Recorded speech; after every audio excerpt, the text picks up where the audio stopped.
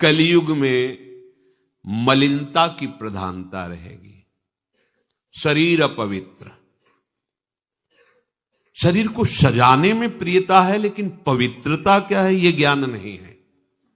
शौचाचार की पवित्रता का बिल्कुल ज्ञान नहीं, बस सजाने की प्रियता है। बाहर से चिकना दिखना चाहिए, लेकिन वो पवित्र है कि नहीं उसको ज्ञान नहीं है।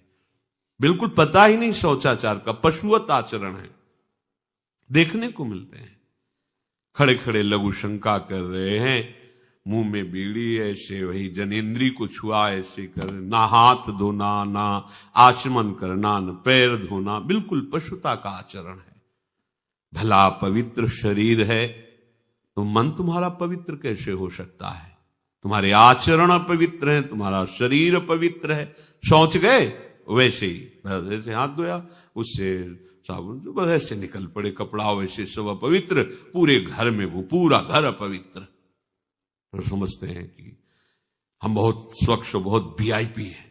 वीआईपी का मतलब बहुत अपवित्र हैं, उनको ये ज्ञान नहीं। और एक रंग चढ़ा है नए समय में, जूता मोजा पहनकर भोजन पा रहे हैं।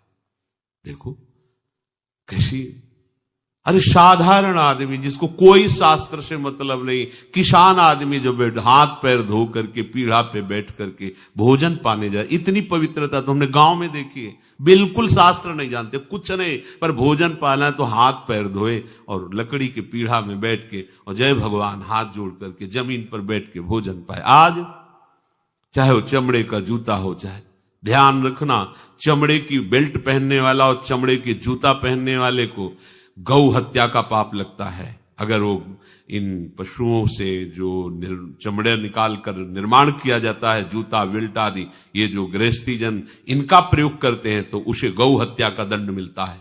क्योंकि आप पहनते हैं, उसमें आप सहयोगी हुए, आप उसको प्रोत्साहन बढ़ा रहे हैं गौ हत्या का।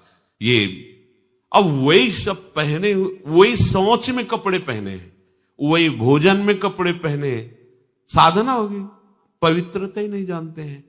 लघु शंका करने के बाद यदि आपने जनेन्द्री का प्रक्षालन नहीं किया, हाथ नहीं धोया, चरण नहीं धोए, आचमन नहीं किया, तो आप तो अपवित्र हैं।